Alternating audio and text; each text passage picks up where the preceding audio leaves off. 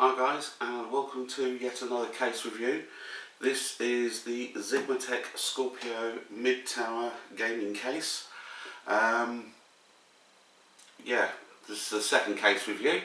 So let's get ahead and get it out of the box and see what it's like.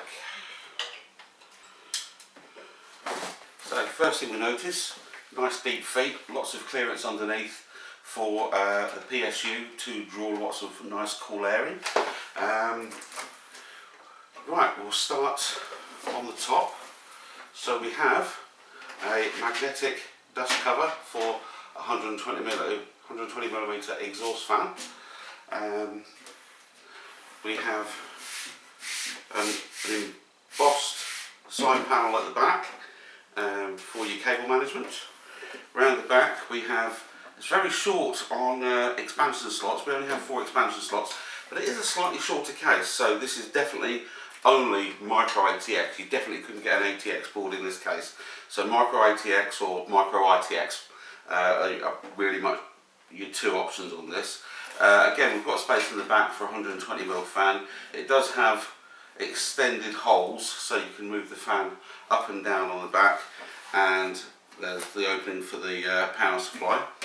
On the bottom we have a little clip-in dust filter grill for the power supply, and we also have mounts here for what I'm assuming would be maybe an SSD mount. Why you'd screw it directly down to the floor of the case, I don't know, but there are mounting holes down the bottom there. So come around to the front, we have a nice, I don't know if it's a glass or acrylic front panel. We have a nice big on-off button. The reset button is actually quite large as well, and does stand out, so it is possible with this case that you might end up hitting the reset button by accident. We have one USB 2.0, one USB 3.0, and your normal headphone and mic jacks. So that's basically the outside of the case, and then we come round to the business side. We have an acrylic side panel, full side panel held on with 4 little thumb screws, which we'll now take off, so that we can get into the guts of the case and see what it's like inside. Oh, one thing I forgot to mention, where the rear slots are for your expansions, the cover is held on with a screw. Where you've got thumb screws for the back panel and thumb screws for the acrylic side panel, I wish they'd actually put a thumb screw on there as well, just to make it easier. You don't have to use a screwdriver to take it off. But it is a cheap case. I'll go into the price a bit later. So we'll take the side panel off.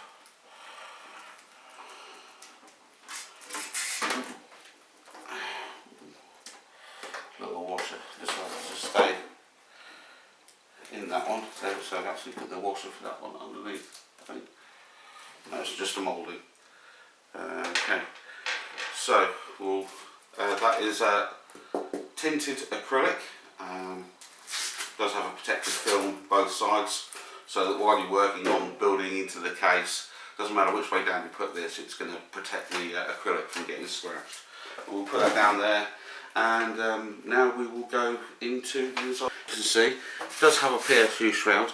Unfortunately, it's not a full shroud, so you can still see the PSU through this hole here.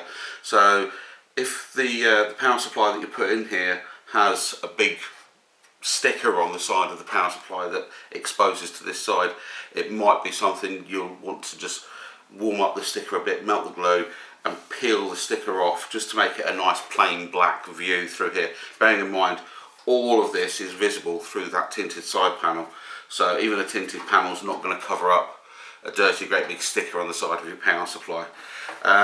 We have vents on the top of the power supply shroud here, so that should you mount the power supply with the fan side up, it is still vented through here for pulling air in from the case to then exhaust out the back.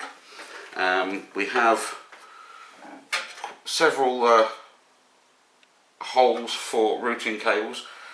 We've got one hole up the top here, which obviously you'd want to bring your EPS power cable through.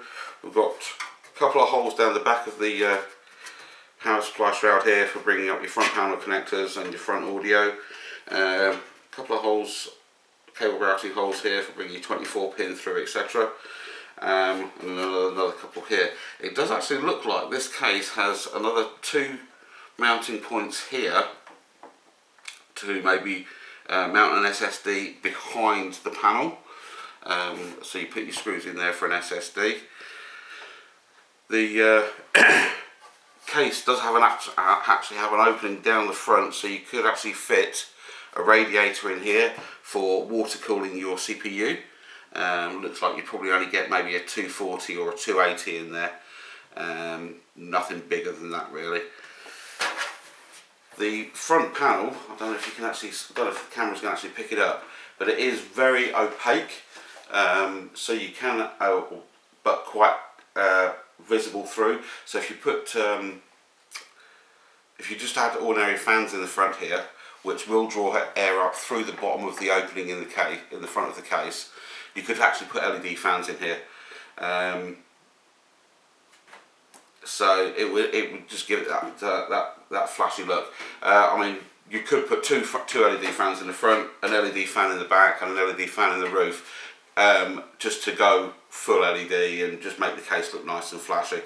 It does actually have on the back of the plate here, when I was right about this, it actually says SSD on there, and it says SSD here, so you can actually mount an SSD behind the motherboard plate just here as well. So you've got 2 mounting points for SSDs. We'll go ahead and take the back panel off and see what we're like behind for cable management and for hard drive installation. So we'll take that off. So we turn the case around. There's our bag of spares. So we have lots of screws in there. Case screws, motherboard screws, etc, etc. We also have a blanking plate to go into here. Should your motherboard, where your graphics card maybe slots in, doesn't fill here and goes here, you can blank this plate off with this blanking plate. So there's your opening for your power supply. We actually have clip-in hard drive racks, and if you're using standard 3.5-inch mechanical drives, they are toolless because they have little pegs in here. So you would put your hard drive in one side, spring it open a little bit, clip the drive in, it will clip in, then you can just pop it into place. It does have, I don't know if you can pick it up, 4 little screw holes, so you could actually mount an SSD into these as well. My personal preference would be, if you're putting an SSD and a mechanical drive in, is to put them both in here. That way you're only routing your SATA data cables and SATA power cables to one place. So if you're using, say, a modular power supply, you only need to put one SATA power cable into the power supply and run it up to here to run both items. We've got nice flat cables for your front panels, and then we've got obviously the big fat black round cable for the USB 3. So yeah, so that's our front audio, that's our front USB 2, front USB 3.0, and the front panel connectors are all coloured, which is actually quite a nice idea, rather than just having them all black. That's actually a good idea, so that each colour denotes what it is. So blue, as per usual, is reset, red is your hard drive LED, the orangey brown is power switch, and then the 2 single green and white ones are your split positive and negative for your power LED. The reason most case manufacturers now do that as a split rather than just as a twin plug, say like the hard drive LED, is different board manufacturers do their power LED different ways. Some of them have it as 2 pins split apart with a space in the middle, some of them have it as 2 pins next to each other. So case manufacturers have cottoned onto this and just made the power LED as 2 separate individual plugs, so you can plug them onto the board however the board design has been done. We do have a Velcro strap here for cable tie downs, but we don't have that many other tie downs. We've got one here, and as far as I can see, that is it for, oh no, we've got another one just here and another one just here. These would obviously be for where you're bringing other cables up into the case. So if you've got a larger case that comes all the way across, you bring your 24 pin in through here, but most cases, especially if it's a micro ITX, you'll bring the 24 pin cable in here or in here. Like I say, here's your hole at the top for your EPS, for your 4 pin or 8 pin power for your CPU. So yeah, all in all, not a bad case. I'll probably use this for that Asus build that I was talking about in my other video, and get some nice blue fans, because the accents on that motherboard are blue, like the cooling fins over the VRM, and the chipset cooler is all blue accents. So go for some blue fans, make it a black and blue case. That would work quite nice. So yeah, all in all, not a bad case. It is the Scorpio model by Xigmatek.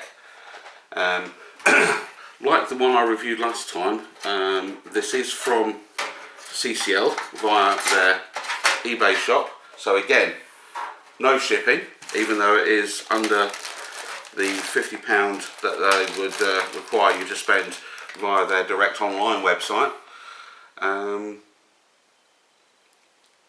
And this case I think came out at £24.50, so not a bad little case, quite nice looking. Like I say, time will tell as to how easy or how difficult it is to build into, and what it looks like with this open socket on the PSU shroud once there's a power supply in there.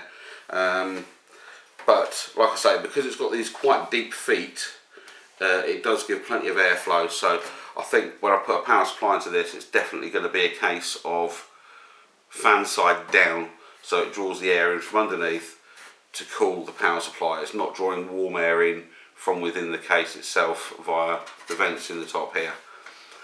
So yeah, watch this space. We'll probably definitely do a video of this one when I build the Asus into this, and we'll probably actually do a full video on that one, including delivery to the person that it's a surprise for.